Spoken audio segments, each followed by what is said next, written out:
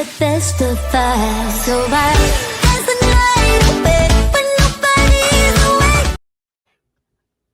Welcome back to another episode of Tyra's Just Saying, the space where we have real conversations, meet real solutions. Today, I am joined by the incredible money goddess, Hyacinth Henderson. She is the co CEO of the Henderson Financial Group, a firm that changes the way people see and build wealth. She's also the visionary behind a wealth reclaimed, a signature program helping people transform their finances and their lives. Hyacinth, welcome to the show. How are you today? I'm doing fantastic. It's a fantastic Friday. Thank you so much for having me, Dr. Tyra. We're going to be talking about money and all those things, and it's a great day. It's always a great day when we talking about money, especially on a Friday. Yes, absolutely. Financial Friday is what we call it.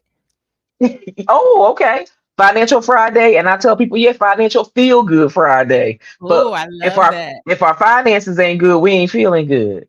Now you already you preaching, you speaking, teaching, and preaching already. I don't gotta say that because you in alignment. But you're right. Yes. Look, we all on the same page. So, Hyacinth, you are the co-CEO of the Henderson Financial Group, a leading financial planning and wealth management firm. Can you share the journey that brought you into the world of finance and wealth building?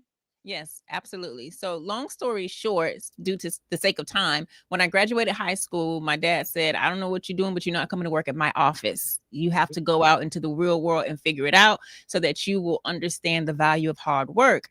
And so I did a Okay. little bit of college, and then I did a little bit of having a baby early, and I ended up working at an engineering firm. When I worked at the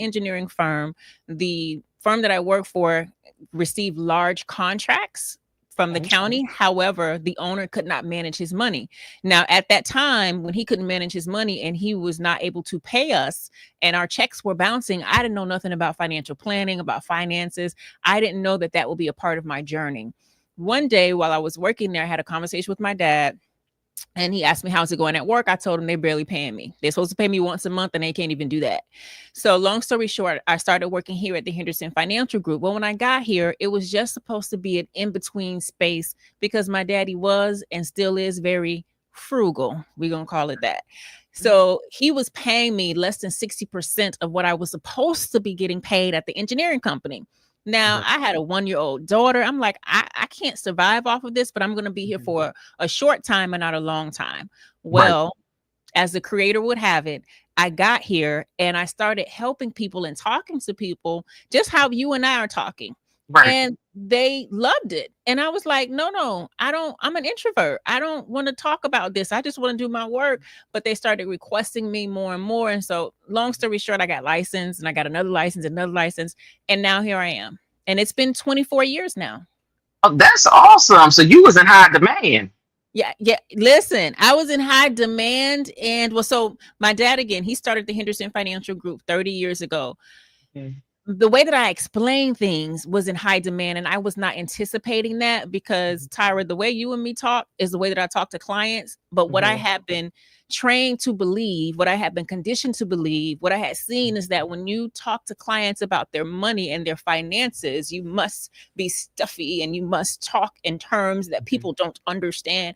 And Mhm. so when they were calling me and they needed help because the big wigs were busy, and I'm talking to them like you and I are talking, they Right. loved it and they reported back like, oh yes, Hyacinth helped me so much. And I'm like, hold on, girl, I had my feet kicked up when I was talking to you.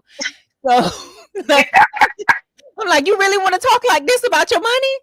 And my dad encouraged me. He was like, Hyacinth. So he strategically, oh, I have a speaking engagement, but I got to go out of town. So you do it. And I'm like, what are you talking about? So I kind of Right. was thrown in the fire. But again, when I look back to when I was working at that engineering company, right after I had my daughter, I was 19 years old Mhm. and he was not able to manage his money. He was getting $1 million contracts. I couldn't see it then, but I see how that experience played into my present position now and my ability to see, understand money the way that I do now. And I just went and got all the licenses. And so here we are. That is amazing. I love that story. Oh my goodness. And I love, that's an awesome way to start your journey in this field. A lot of people think of finances and financial planning as numbers and spreadsheets. And I know you doing it a new way, right? Because you bring a holistic approach Yes. to financial planning. So how do you blend the traditional financial strategy with these deeper life purposes? Basically, I tell what you have been doing ain't working. Right? You have all the spreadsheets, you don't use them. You know all the numbers, you don't check your bank account. You don't check your bank Mm, statements. You don't look at your retirement statements. You know all the stuff, the practical part of financial planning. Because remember, I'm talking to grown people. I'm right. talking to 40, 50, 60-year-olds. And so Mhm, when we talk about the practical side of financial planning, we've heard this for years on end. So I got to the point that I said, now hold on, why do it feel like I am saying the same thing over and over and over and over again to grown mhm, people? right. I said, oh, okay. It has to go beyond the spreadsheet, the logical part, because finances, money, financial planning is largely behavioral. And Mm, our behaviors, get this now, we about to go deep into the pool a little bit.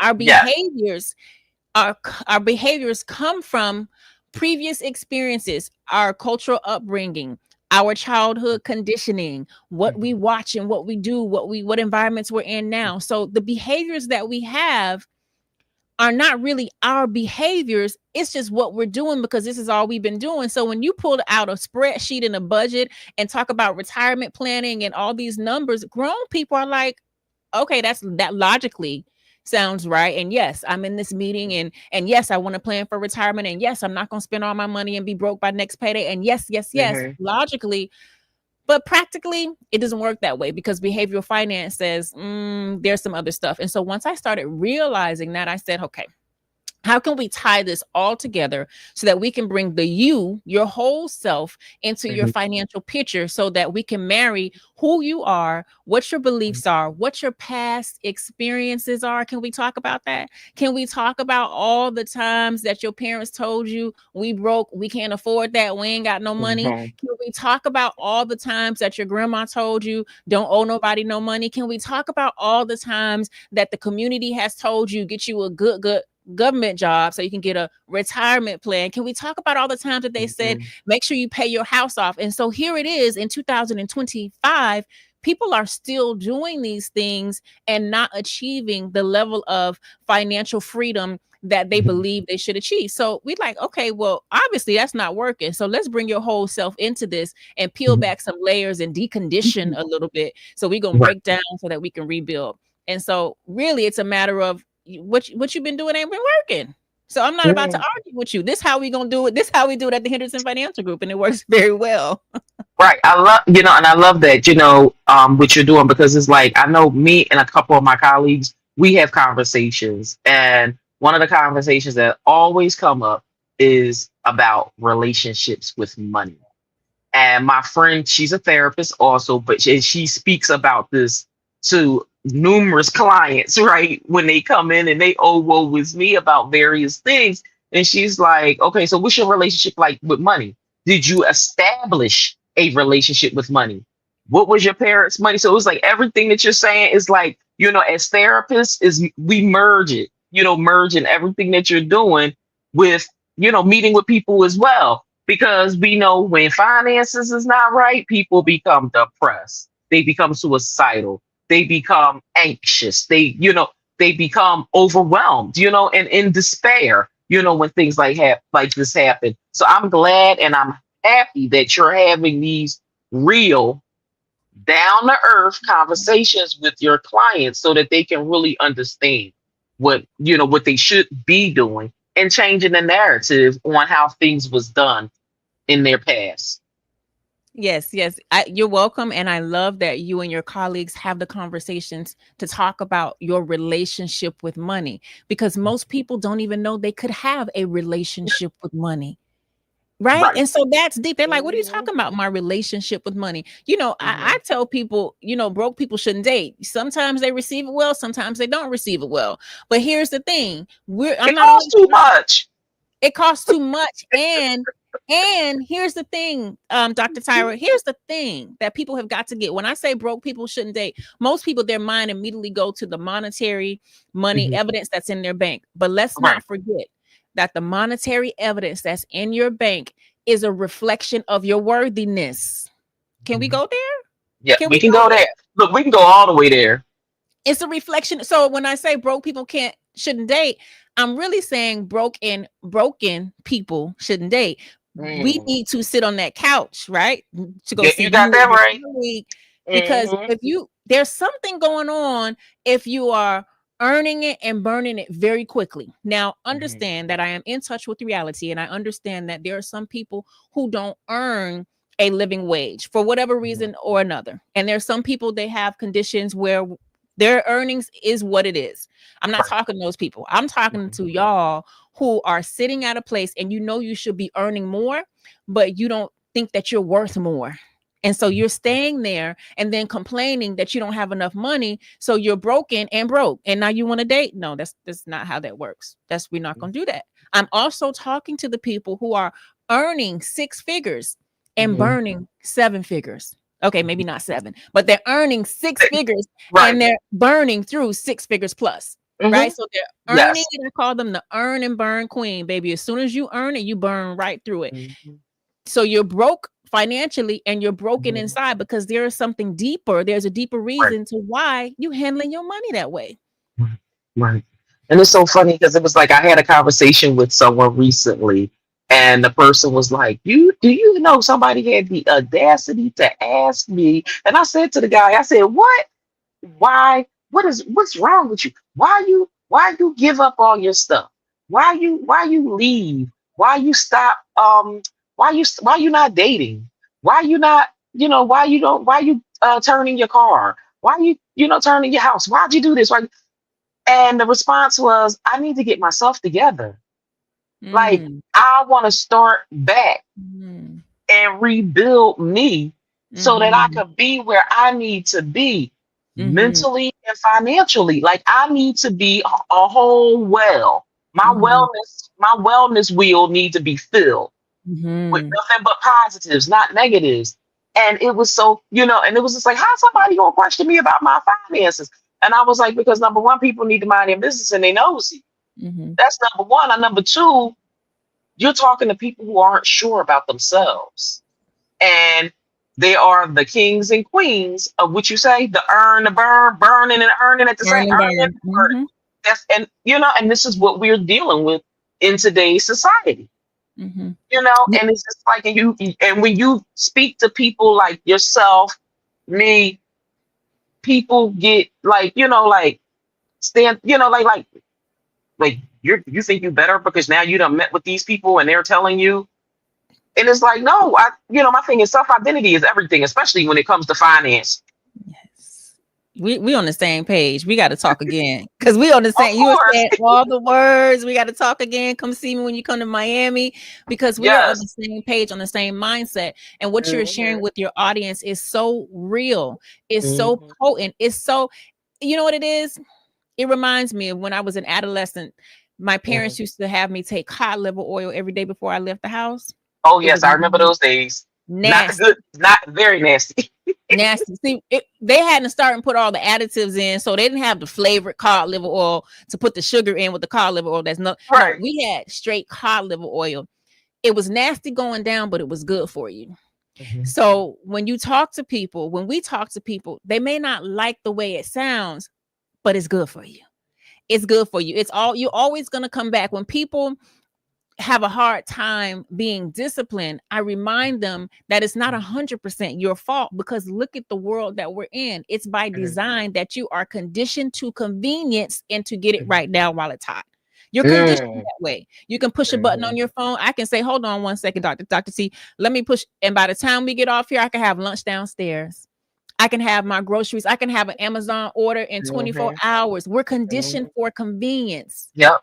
The comfortability is just too much. Yes. So when you talk about the person who you're sharing their experience and they say, hold on, I'm breaking all this down to rebuild it. I gave everything back so that I can slow down to speed up. The average person, unless they're doing that deep inner work, doesn't understand that because the rest of the world, the rest of society says, you want it, get it right now. Why you gotta wait? Get more, more, more, consume, consume, consume. So if they don't like the cod liver oil, they'll be back when they catch a cold. One of Right. the things that I say all the time is, I'll keep the light on for you. You ain't got to come now, but you will be back and I'll be here. Yep. But the thing, it all boils down to this microwave society that we're in. It's like everybody wants stuff in an instant.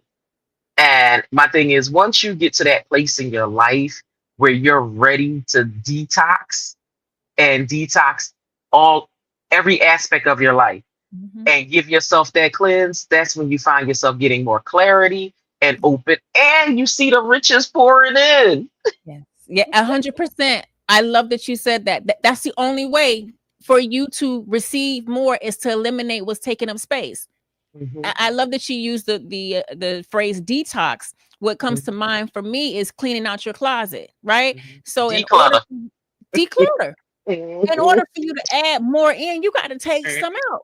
But here's the thing: the process of decluttering is messy. It's messy. Most people just want to, I have this closet and this and all these items in here, and I want the new stuff, and I just want to magically, instantly get the new inside of this current situation, this current closet, without going through the mess. You got to go through the declutter, baby. You got to go through the mess. What does that look like when we're talking about finances? That looks like cutting your spending habits. That looks like downsizing. That looks like saying no when you really want to say yes. That looks like creating a savings and budgeting plan. That looks like getting a second job. That looks like going back to school so that you can increase your income. That looks like, I can't hang out right now. I'm going to school and I'm working, but by the time I get this certificate or this degree, don't worry, that's the new clothes in the closet. Right now, it look a little bit messy.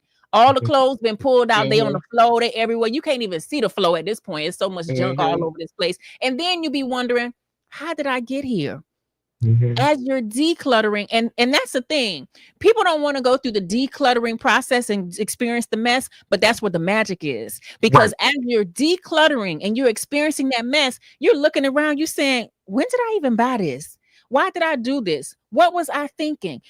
I remember when I wore that, I was in a depressive state. I remember when I had this hat on, I was at this. So you need to experience all those moments and memories in the mess before you can progress. But most people, wave, convenience, get it while it's hot. Give it to me now. I want to skip that. You can't skip steps. We're not skipping steps over here. Right. And and that's where we get with boundaries. You got to setting those financial boundaries, setting those social boundaries. It's like, a lot of people don't realize the correlation that finances and psychology have when it comes to life. You know what I mean? And it's just like anything that we do is like, you can see where, they all intertwine, and we have to take all of this in so that we can help one another. 100%. Listen, I have a saying that before your money could be set, your mind must be set. So when you say that people don't realize the intersection and the connection and the commingling and the intertwining and the marrying of finances and mental health, you are speaking 100% truth. I always, always, always teach and share that if your mind is not right, your money is not going to be right.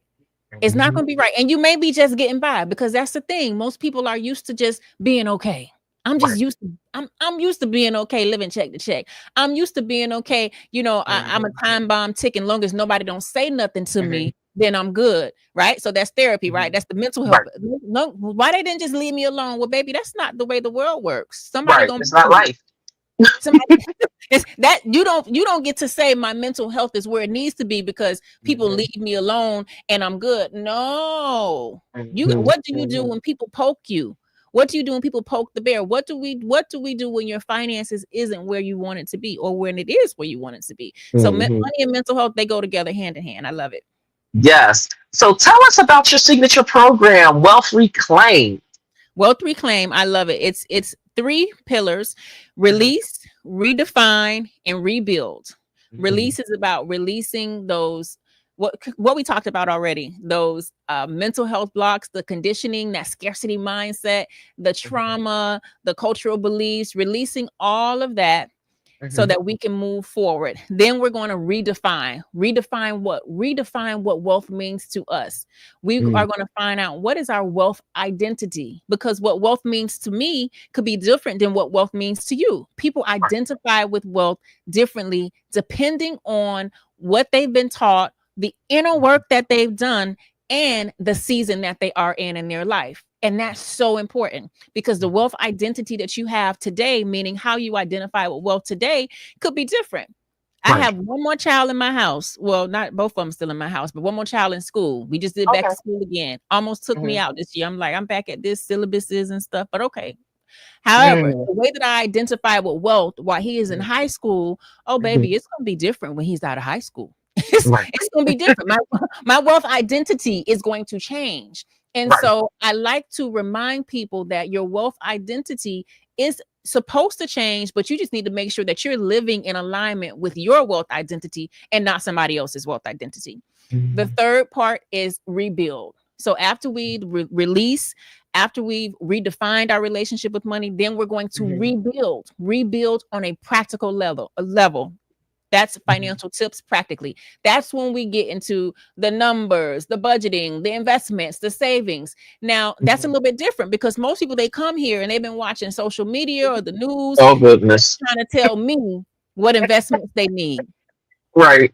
Slow down, clown. We're not doing that. Like, hold on, Judy Brown. No, no. That's not now. We Right. have to go through a process. Then when we Mhm. rebuild, and because understand this, the rebuilding process can only happen after you know who you are. The Right. rebuilding process can Mhm. only happen after you know what you want. And Mhm. and when I say you, I don't want anyone under the sound of my voice to let that word you just like, oh, I know who I am. No, you don't, because a lot of things that you do, you've been conditioned to do. You've been told to do. You Mhm. just been doing them just because this is the way you've been told to do it. You just been Society doing told you to do it, exactly because and now everybody social around you. media. Mhm. So do you really know who you are? Do you Mhm. really know who you are? So when I say now that you know who you are, oh, it's some work, it's some inner work required for you to get to that space of really knowing who you are so that you can then know how you identify Mhm. with wealth. And then you can rebuild wealth on a in a practical way that's in alignment with you. And that's where the holistic part comes in, right? So it's Mhm. Yes. holistic and spiritual. I'm talking about you. When I say spiritual, just say self. I'm not talking Mhm. about religious. When I say Right. spiritual, I don't mean religious. I mean self. So. Mm. Yes. Oh, and they, and the thing is, people really need to understand what self is and understand themselves. Mhm. But I think there's so many people that have so many issues with their own self identity that when we start to, tear these layers, Mhm. and get to the layer like wealth identity, it's just like, ooh, people have a mindset that they don't think they can be wealthy.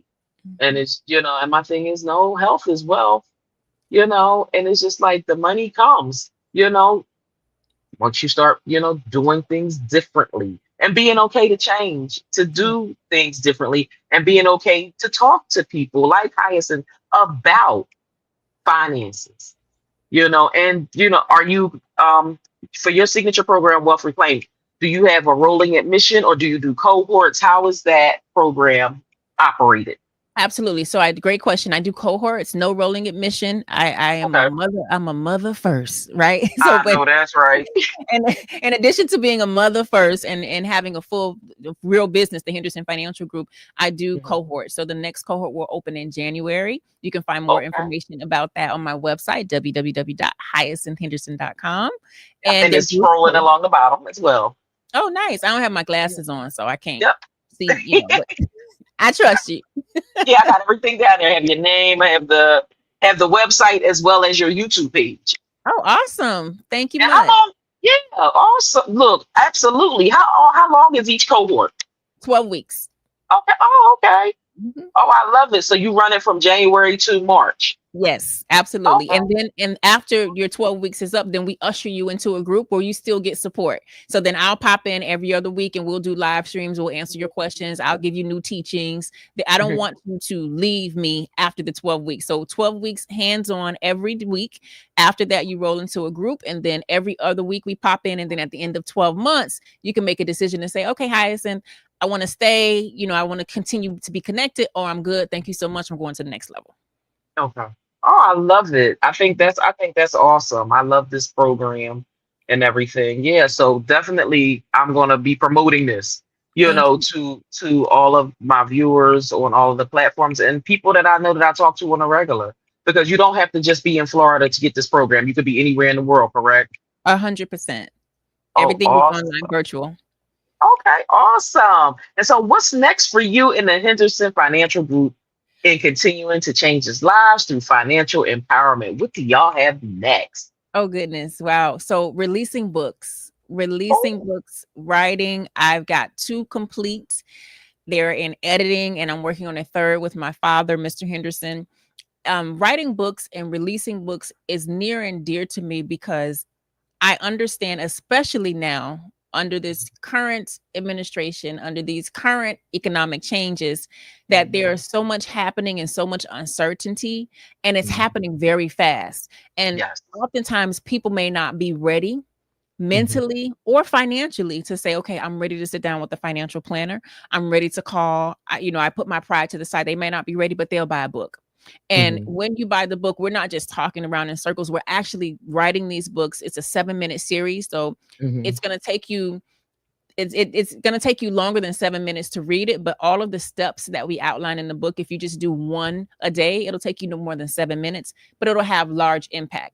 So for okay. me, writing books allows us to reach people and give them the information that they're Mhm, craving, that they need in a okay. safe and comfortable space. Yes.